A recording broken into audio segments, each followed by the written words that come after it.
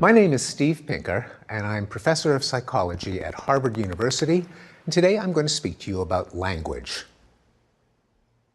I'm actually not a linguist, but a cognitive scientist. I'm not so much interested as language as an object in its own right, but as a window into the human mind. Language is one of the fundamental topics in the human sciences. It's the trait that most conspicuously distinguishes humans from other species. It's essential to human cooperation. We accomplish amazing things by sharing our knowledge or coordinating our action by means of words. It poses profound scientific mysteries, such as how did language evolve in this particular species? How does the brain compute language? But also, language has many practical applications, not surprisingly, given how central it is to human life. Language comes so naturally to us that we're apt to forget what a strange and miraculous gift it is. But think about what you're going to be doing for the next hour. You're going to be listening patiently as a guy makes noise while he exhales. Now, why would you do something like that? It's not that I can claim that the sounds I'm going to make are particularly mellifluous, but rather I've coded information into the exact sequence of hisses and hums and squeaks and pops that I'll be making. You have the ability to recover the information from that stream of noises, allowing us to share ideas. Now, the ideas that we're going to share are about this talent, language, but with a slightly different sequence of hisses and squeaks. I could cause you to be thinking thoughts about a vast array of topics, anything from the latest developments in your favorite reality show to theories of the origin of the universe. This is what I think of as the miracle of language, its vast expressive power, and it's a phenomenon that still fills me with wonder even after having studied language for 35 years. And it is the prime phenomenon that the science of language aims to explain. Not surprisingly, language is central to human life. Humans accomplish great things because they can exchange information about their knowledge and intentions via the medium of language. Language, moreover, is not a peculiarity of one culture, but it has been found in every society ever studied by anthropologists. There are some 6,000 languages spoken on Earth, all of them complex, and no one has ever discovered a human society that lacks complex language. For this and other reasons, Charles Darwin wrote, "Man has an instinctive tendency to speak, as we see in the babble of our young children, while no child has an instinctive tendency to bake, brew, or write." Language is an intricate talent, and it's not surprising that the science of language should be a complex discipline. It includes the study of how language itself works, including grammar, the assembly of words, phrases, and sentences, phonology, the study of sound, semantics, the study of meaning, and pragmatics, the study of the use of language in conversation. Scientists interested in language also study how it is processed in real time, a field called psycholinguistics, how it is acquired by children, the study of language acquisition, and how it is computed in the brain, the discipline called neurolinguistics. Before we begin, it's important not to confuse language with three other things that are closely related to language. One of them is written language. Unlike spoken language, which is found in all human cultures throughout history, writing was invented a very small number of times in human history, about 5,000 years ago, and alphabetic writing, where each mark on the page stands for a vowel or consonant, appears to have been invented only once in all of human history by the Canaanites about 3,700 years ago. And as Darwin pointed out, children have no instinctive tendency to write, but have to learn it through instruction and schooling. A second thing not to confuse language with is proper grammar. Linguists distinguish between descriptive grammar, the rules that characterize how people do speak, and prescriptive grammar, rules that characterize how people ought to speak if they are writing careful written prose. A dirty secret from linguistics is that not only are these not the same kinds of rules, but many of the prescriptive rules of language make no sense whatsoever. Take one of the most famous of these rules, the rule not to split infinitives. According to this rule, Captain Kirk made a grievous grammatical error when he said that the mission of the Enterprise was to boldly go where no man has gone before. He should have said, according to these editors, to go boldly where no man has gone before, which immediately clashes with the rhythm and structure of ordinary English. In fact, this prescriptive rule was based on a clumsy analogy with Latin, where you can't split an infinitive because it's a single word, as in facere, to do. Julius Caesar couldn't have split an infinitive if he wanted to. That rule was translated literally over into English, where it really should not apply. Another famous prescriptive rule is that one should never use a so-called double negative. Mick Jagger should not have sang, "I can't get no satisfaction." He really should have sang, "I can't get any satisfaction." Now, this is often promoted as a rule of logical speaking, but can't and any is just as much of a double negative as can't and no. The only reason that can't get any satisfaction is deemed correct and can't get no satisfaction is deemed ungrammatical is that the dialect of English spoken in the south of England in the 17th century used can't any rather than can't no. If the capital of England had been in the north of the country instead of the south of the country, then can't get no would have been correct and can't get any would have been deemed incorrect. There's nothing special about a language that happens to be chosen as the standard for a given country. In fact, if you compare the rules of languages and so-called dialects, each one is complex in different ways. Take, for example, African American Vernacular English, also called Black English or Ebonics. There is a construction in African American English where you can say "he be workin'," which is not an error or a bastardization or a corruption of standard English, but in fact conveys a subtle distinction, one that's different from simply "he workin'." "He be workin' means that he is employed, he has a job. "He workin' means that he happens to be working at the moment that you and I are speaking. Now, this is a tense difference that can be made in African American English that is not made in Standard English, one of many examples in which the dialects have their own set of rules that is just as sophisticated and complex as the one in the standard language. Now, a third thing not to confuse language with is thought.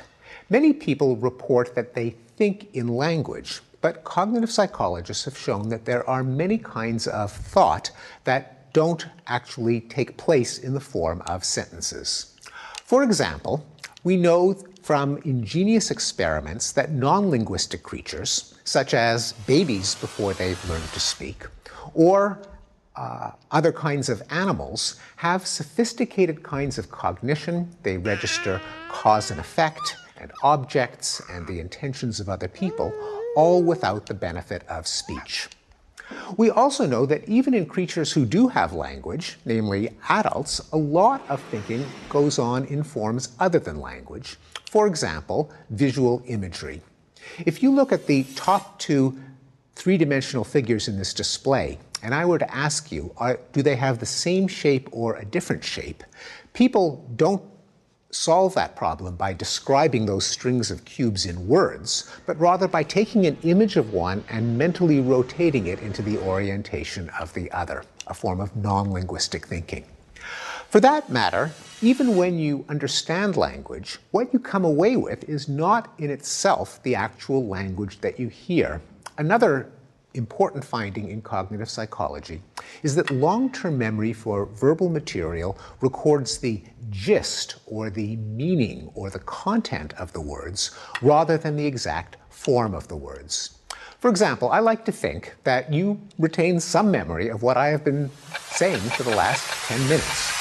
But I suspect that if I were to ask you to reproduce any sentence that I have uttered, you would be incapable of doing so.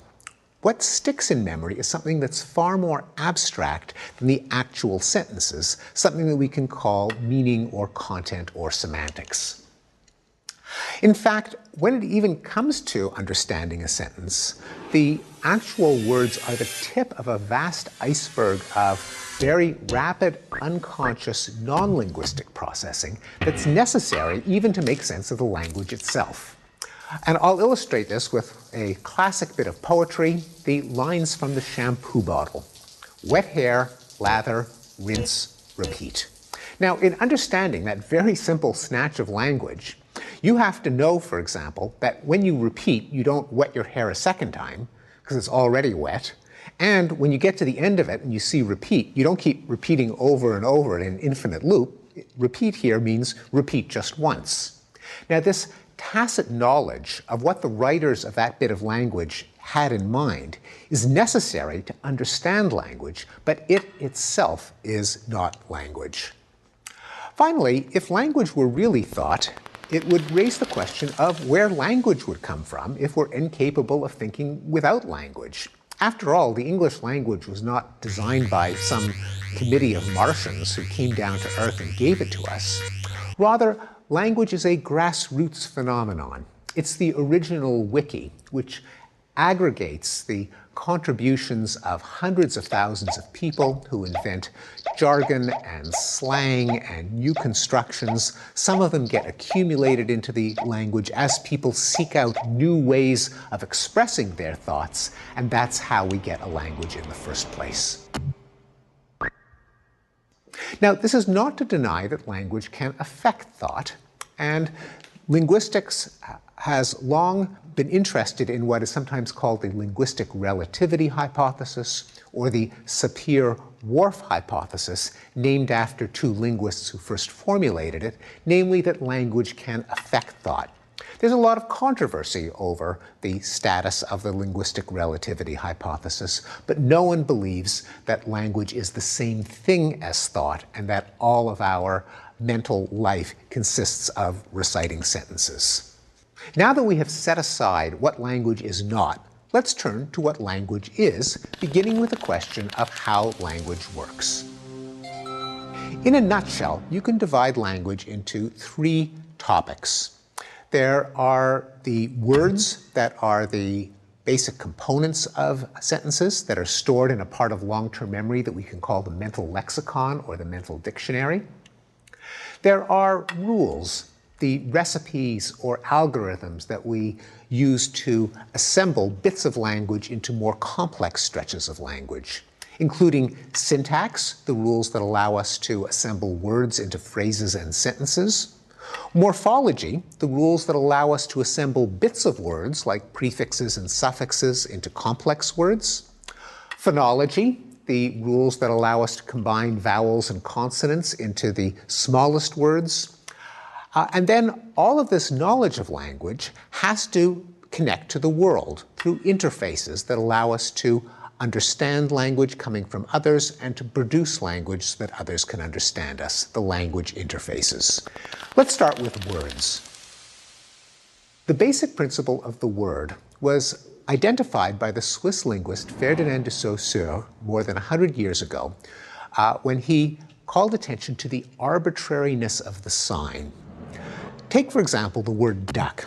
The word duck doesn't look like a duck or walk like a duck or quack like a duck, but I can use it to get you to think the thought of a duck because all of us at some point in our lives have memorized that brute force association between that sound and that meaning, which means that it has to be stored in memory in some format, in a very simplified form. An entry in the mental lexicon might look something like this.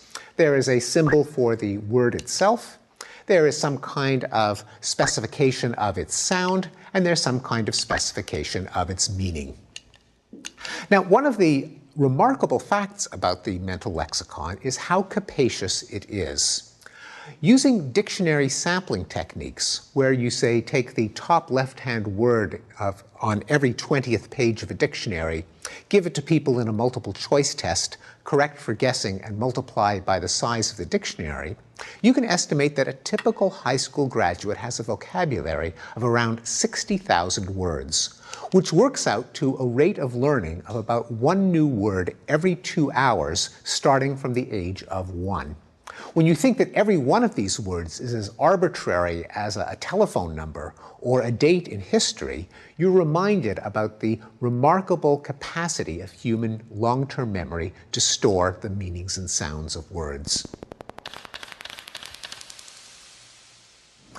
But of course, we don't just blurt out individual words, we combine them into phrases and sentences. And that brings up the second major component of language, namely grammar. Now, the modern study of grammar is inseparable from the contributions of one linguist, the famous scholar Noam Chomsky, who set the agenda for the field of linguistics for the last 60 years. To begin with, Chomsky noted that the main puzzle that we have to explain in understanding language is creativity, or as linguists often call it, productivity, the ability to produce and understand new sentences. Except for a small number of cliched formulas, just about any sentence that you produce or understand is a brand new combination produced for the first time perhaps in your life, perhaps even in the history of the species. We have to explain how people are capable of doing it. It shows that when we know a language, we haven't just memorized a very long list of sentences, but rather have internalized a grammar or algorithm or recipe for combining elements into brand new assemblies. For that reason, Chomsky has insisted that linguistics is really properly a branch of psychology and is a window into the human mind. A second insight is that languages have a syntax which can't be identified with their meaning. Now, the only quotation that I know of a linguist that has actually made it into Bartlett's familiar quotations is the following sentence from Chomsky from 1956, "Colorless green ideas sleep furiously." Well, what's the point of that sentence? The point is that it is very close to meaningless. On the other hand, any English speaker can instantly recognize that it conforms to the patterns of English syntax. Compare, for example, "furiously sleep ideas green colorless," which is also meaningless, but we perceive as word salad. A third insight is that syntax doesn't consist of a string of word-by-word associations, as in stimulus-response theories in psychology, where producing a word is a response which you then hear and becomes a stimulus to producing the next word, and so on. Again, the sentence "colorless green ideas sleep furiously" can help make this point. Because if you look at the word-by-word transition probabilities in that sentence, for example, colorless and then green, how often have you heard colorless and green in succession? Probably 0 times. Green and ideas, those two words never occur together. Ideas and sleep, sleep and furiously. Every one of the transition probabilities is very close to 0. Nonetheless, the sentence as a whole can be perceived as a well-formed English sentence. Language in general has long-distance dependencies. The word in one position in a sentence can dictate the choice of a word several positions downstream. For example, if you begin a sentence with either, somewhere down the line there has to be an or. If you have an if, generally you expect somewhere down the line there to be a then. There's a story about a child who says to his father, "Daddy, what did you bring that book that I don't want to be read to out of up for?" Where you have a set of nested or embedded long-distance dependencies. Indeed, one of the applications of linguistics to the study of good prose style is that sentences can be rendered difficult to understand if they have too many long-distance dependencies, because that can put a strain on the short-term memory of the reader or listener while trying to understand them. Rather than a set of word-by-word associations, sentences are assembled in a hierarchical structure that looks like an upside-down tree. Let me give you an example of how that works in the case of English. One of the basic rules of English is that a sentence consists of a noun phrase, the subject, followed by a verb phrase, the predicate. A second rule, in turn, expands the verb phrase. A verb phrase consists of a verb, followed by a noun phrase, the object, followed by a sentence, the complement, as I told him that it was sunny outside.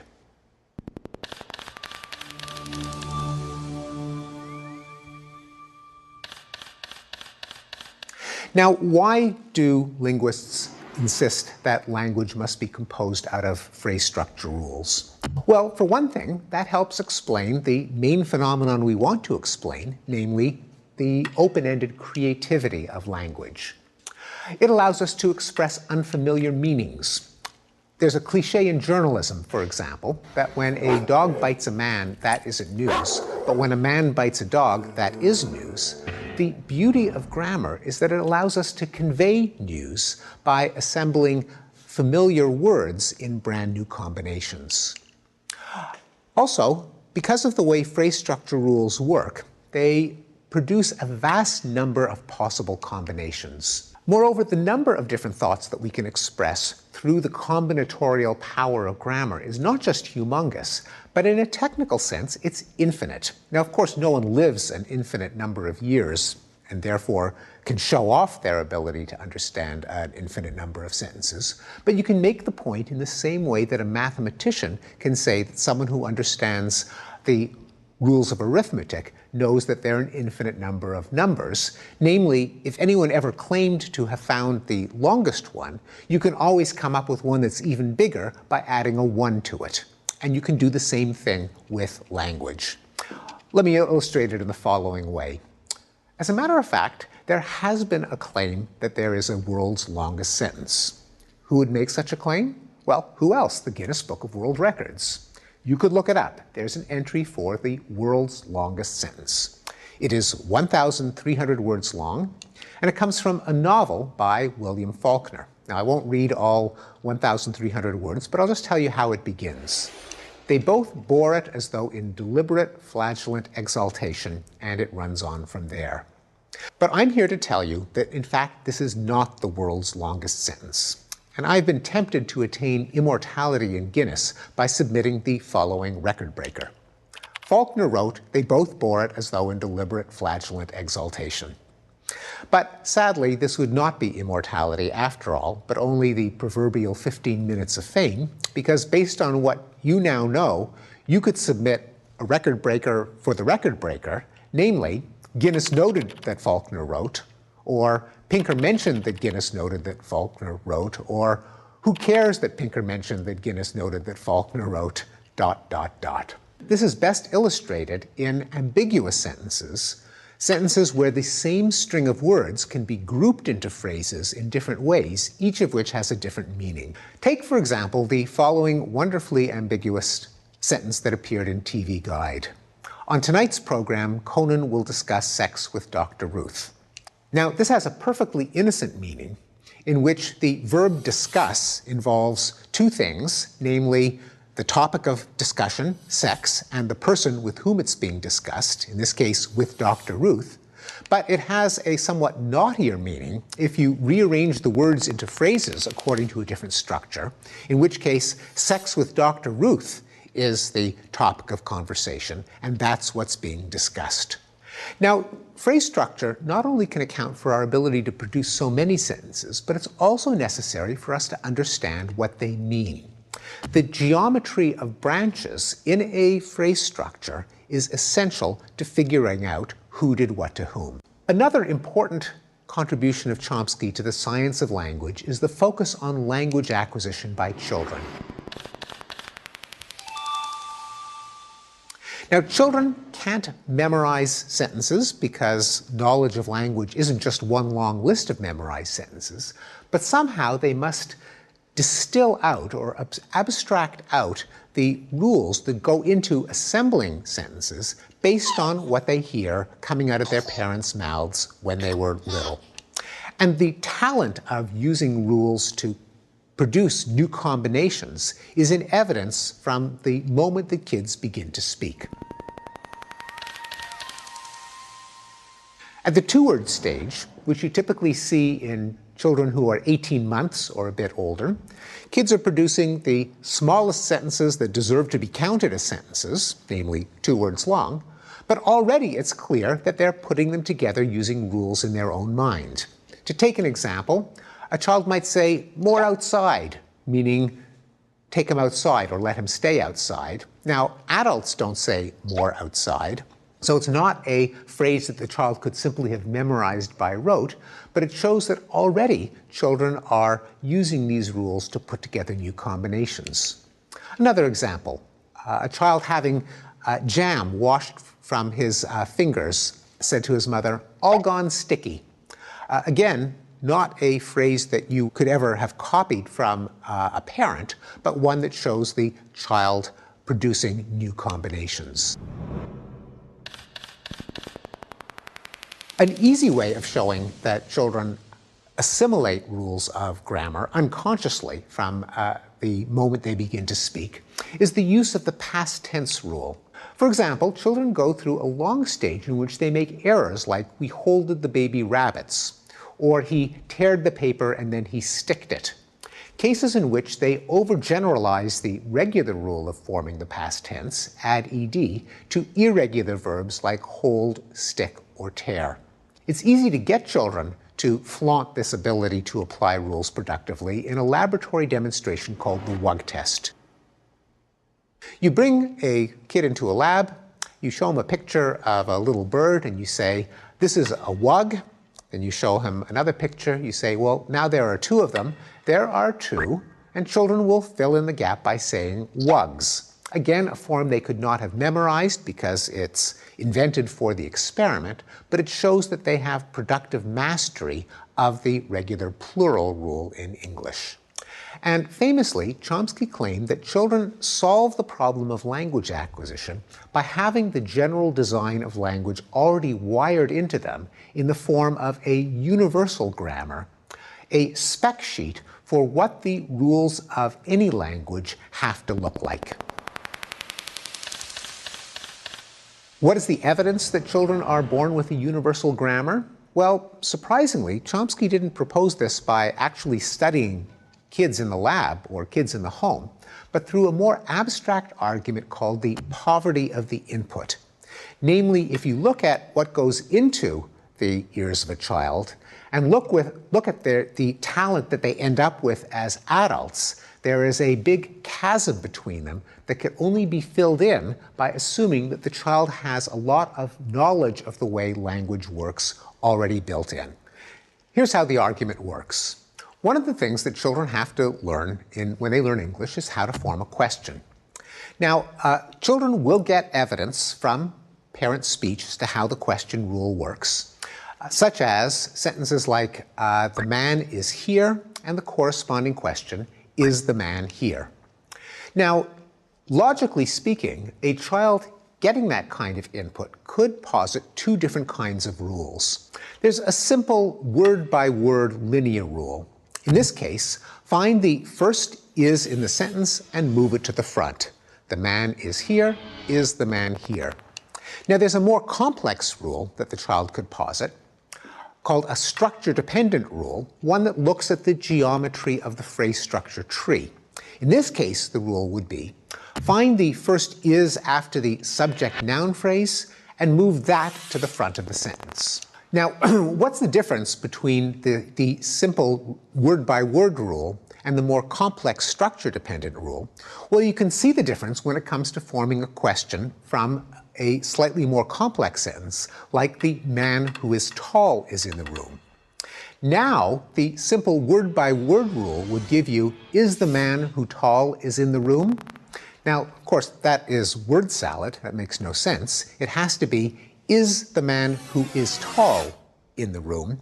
Showing us that it's the structure-dependent rule, not the word-by-word rule, that is correct. But how's the child supposed to learn that? How did all of us end up with the correct structure-dependent version of the rule rather than the far simpler word-by-word version of the rule? Well, Chomsky argues, if you were actually to look at the kind of language that all of us hear, it's actually quite rare to hear a sentence like, is the man who is tall in the room? the kind of input that would logically inform you that the word-by-word rule is wrong and the structure-dependent rule is right. Nonetheless, we all grow up into adults who unconsciously use the structure-dependent rule rather than the word-by-word rule. Moreover, children don't make errors like, "Is the man who tall is in the room?" As soon as they begin to form complex questions, they use the structure-dependent rule. And that, Chomsky argues, is evidence that structure-dependent rules are part of the definition of universal grammar that children are born with. Now, though Chomsky has been fantastically influential in the science of language, that does not mean that all language scientists agree with him. And there have been a number of critiques of Chomsky over the years. For one thing, the critics point out, Chomsky hasn't really shown principles of universal grammar that are specific to language itself, as opposed to general ways in which the human mind works across multiple domains: language and vision and control of motion and memory and so on. We don't really know that universal grammar is specific to language, according to this critique. Chomsky and the linguists working with him have not examined all 6,000 of the world's languages and shown that the principles of universal grammar apply to all 6,000. They've posited it based on a small number of languages and the logic of the poverty of the input, but haven't actually come through with the data that would be necessary to prove that universal grammar is really universal. Finally, the critics argue, Chomsky has not shown that more general purpose learning models, such as neural network models, are incapable of learning language together with all the other things that children learn, and therefore has not proven that there has to be specific knowledge of how grammar works in order for the child to learn grammar. Another component of language governs the sound pattern of language, the ways that the vowels and consonants can be assembled into the minimal units that go into words. Phonology, as this branch of linguistics is called, consists of formation rules that capture what is a possible word in a language according to the way it sounds. To give you an example, the sequence "bluck" is not an English word, but you get a sense that it could be an English word, that someone could coin a new term of English that would be pronounced "bluck." But when you hear the sound "krechts," you instantly know that that not only isn't an English word, but it really couldn't be an English word. Krechts, by the way, comes from Yiddish. It means kind of to sigh or to moan. Oy, that's to krechts. The reason that we recognize that it's not English is because it has sounds like ch and sequences like ch, ts, which aren't part of the formation rules of English phonology. But together with the rules that define the basic words of a language, there are also phonological rules that make adjustments to the sounds depending on what other words the word appears with. Very few of us realize, for example, in English, that the past tense suffix ed is actually pronounced in 3 different ways. When we say he walked, we pronounce the ed like a t, walked. When we say jogged, we pronounce it as a d, jogged. And when we say patted, we stick in a vowel, patted, showing that the same suffix, ed, can be readjusted in its pronunciation according to the rules of English phonology. Now, when someone acquires English as a foreign language, or acquires a foreign language in general, and they carry over the rules of phonology from their first language and apply it to their second language, we have a word for it. We call it an accent. When a language user deliberately manipulates the rules of phonology, that is, when they don't just speak in order to convey content, but they pay attention as to what phonological structures are being used, we call it poetry and rhetoric. So far, I've been talking about knowledge of language, the rules that go into defining what are possible sequences of language. But those sequences have to get into the brain, during speech comprehension, and they have to get out during speech production. And that takes us to the topic of language interfaces. And let's start with production. This diagram here is literally a human cadaver that has been sawn in half. An anatomist took a saw and went zzzz, allowing you to see in cross-section the human vocal tract. And that can illustrate how we get our knowledge of language out into the world as a sequence of sounds. Now, each of us has, at the top of our windpipe or trachea, a complex structure called the larynx or voice box. It's behind your Adam's apple. And the air coming out of your lungs has to go past two cartilaginous flaps that vibrate and produce a rich, buzzy sound source full of harmonics. Before that vibrating sound gets out to the world, it has to pass through a gauntlet of chambers in the vocal tract. The throat behind the tongue, the oral cavity above the tongue, the cavity formed by the lips, and when you block off airflow through the mouth, it can come out through the nose. Now, each one of those cavities has a shape that, thanks to the laws of physics, will amplify some of the harmonics in that buzzy sound source and suppress others. We can change the shape of those cavities when we move our tongue around. When we move our tongue forward and backward, for example, as in we change the shape of the cavity behind the tongue, change the frequencies that are amplified or suppressed, and a listener hears them as two different vowels. Likewise, when we raise or lower the tongue, we change the shape of the resonant cavity above the tongue, as in, say,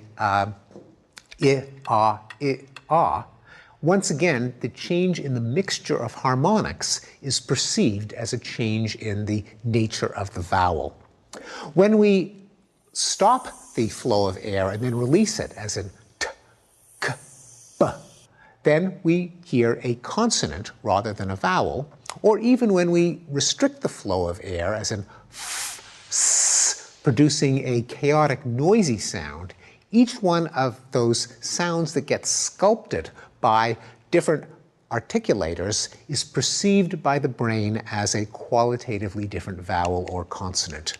Now, an interesting peculiarity of the human vocal tract is that it obviously co-opts structures that evolved for different purposes, for breathing and for swallowing and so on. And it's an interesting fact, first noted by Darwin, that the larynx over the course of human evolution has descended in the throat so that every particle of food going from the mouth through the esophagus to the stomach has to pass over the opening into the larynx with some probability of being inhaled, leading to the danger of death by choking. And in fact, until the invention of the Heimlich maneuver, several thousand people every year died of choking because of this maladaptive arrangement of the human vocal tract. Why did we evolve a mouth and throat that leaves us vulnerable to choking? Well, a plausible hypothesis is that it's a compromise that was made in the course of evolution to allow us to speak.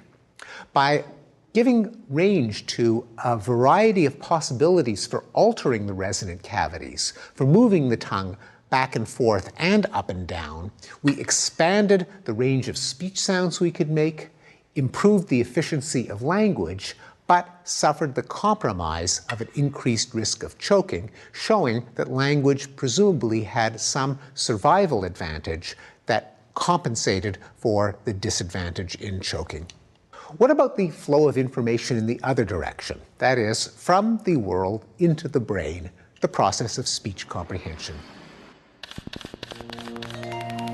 Speech comprehension turns out to be an extraordinarily complex computational process, which we're reminded of every time we interact with a voicemail menu on a telephone or use a dictation system on our computers. For example, one writer, using one of the state-of-the-art speech-to-text systems, dictated the following words into his computer. He dictated book tour and it came out on the screen as back to work. Another example, he said, I truly couldn't see, and it came out on the screen as a cruelly good MC. Even more disconcertingly, he started a letter to his parents by saying, Dear Mom and Dad, and what came out on the screen, the man is dead. Now, dictation systems have gotten better and better, but they still have a way to go before they can duplicate a human stenographer. What is it about the problem of speech understanding that makes it so easy for a human, but so hard for a computer? Well, there are two main contributors. One of them is the fact that each phoneme, each vowel or consonant, actually comes out very differently depending on what comes before and what comes after, a phenomenon sometimes called co-articulation. Let me give you an example. The place called Cape Cod has two k sounds, each of them symbolized by the letter C, the hard C. Nonetheless, when you pay attention to the way you pronounce them, you might notice that in fact you pronounce them in very different parts of the mouth. Try it. Cape Cod, Cape Cod, k, k, k, k. In one case, the k is produced way back in the mouth. The other, it's produced much farther forward.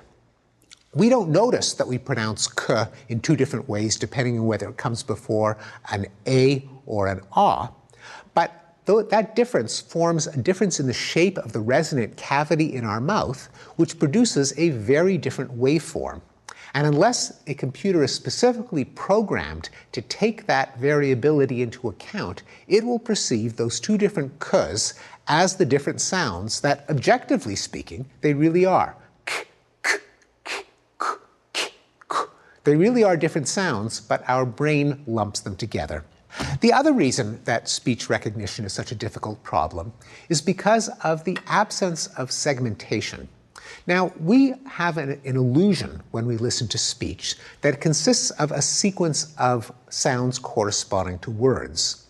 But if you actually were to look at the waveform of a sentence on an oscilloscope, there would not be little silences between the words, the way there are little bits of white space in printed words on a page, but rather a continuous ribbon in which the end of one word leads right to the beginning of the next.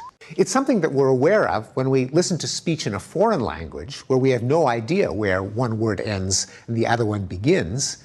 In our own language, we detect the word boundaries simply because in our mental lexicon, we have stretches of sound that correspond to one word that tell us where it ends. But you can't get that information from the waveform itself. In fact, there's a whole genre of wordplay that takes advantage of the fact that word boundaries are not physically present in the speech wave. Novelty songs like Maresy Dotes and Dozy Dotes and Little Lambsy Divey, a Kiddly Divey Do Wooden Shoe. Now it turns out that this is actually a grammatical sequence of words in English. Mares eat oats and does eat oats, and little lambs eat ivy. A kid'll eat ivy too, wouldn't you? When it is spoken or sung normally, the boundaries between words are obliterated, and so the same sequence of sounds can be perceived either as nonsense or, if you know what they're meant to convey, as English sentences. Another example, familiar to most children, Fuzzy Wuzzy was a bear, Fuzzy Wuzzy had no hair, Fuzzy Wuzzy wasn't very fuzzy, was he? And the famous doggerel, I scream, you scream, we all scream for ice cream. We are generally unaware of how ambiguous language is. In context, we effortlessly and unconsciously derive the intended meaning of a sentence. But a poor computer, not equipped with all of our common sense and human abilities, and just going by the words and the rules, is often flabbergasted by all the different possibilities. Take a sentence as simple as Mary had a little lamb. You might think that that's a perfectly simple, unambiguous sentence. But now imagine that it was continued with mint sauce. You realize that have is actually a highly ambiguous word. As a result, computer translations can often deliver comically incorrect results. According to legend, one of the first computer systems that was designed to translate from English to Russian and back again did the following. Given the sentence, "The spirit is willing, but the flesh is weak." It translated it back as, "The vodka is agreeable, but the meat is rotten." So why do people understand language so much better than computers? What is the knowledge that we have that has been so hard to program into our machines? Well, there's a third interface between language and the rest of the mind, and that is the subject matter of the branch of linguistics called pragmatics, namely how people understand language in context, using their knowledge of the world and their expectation about how other speakers communicate. The most important principle of pragmatics is called the cooperative principle, namely assume that your conversational partner is working with you to try to get a meaning across truthfully and clearly. Our knowledge of pragmatics, like our knowledge of syntax and phonology and so on, is deployed effortlessly but involves many intricate computations. For example, if I were to say, "If you could pass the guacamole, that would be awesome," you understand that as a polite request, meaning, "Give me the guacamole." You don't interpret it literally as a rumination about a hypothetical state of affairs. You just assume that the person wanted something and was using that string of words to convey the request politely. Often, comedies will use the absence of pragmatics in robots as a source of humor. As in the old Get Smart situation comedy, which had a robot named Jaime, and a recurring joke in the series would be that Maxwell Smart would say to Jaime, "Jaime, can you give me a hand?" And Jaime will then go remove his hand and pass it over to Maxwell Smart, not understanding that "give me a hand" in context means help me rather than literally transfer the hand over to me. Or take the following example of pragmatics in action. Consider the following dialogue. Marcia says, "I'm leaving you."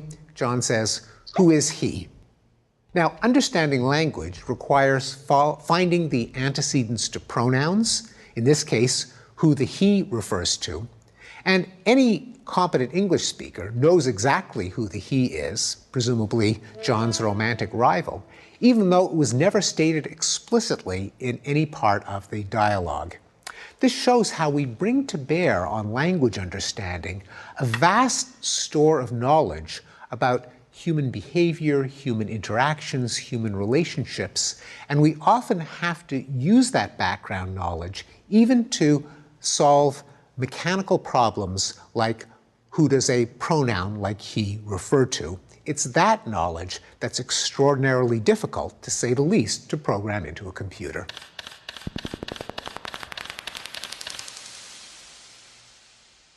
Language is a miracle of the natural world because it allows us to exchange an unlimited number of ideas using a finite set of mental tools.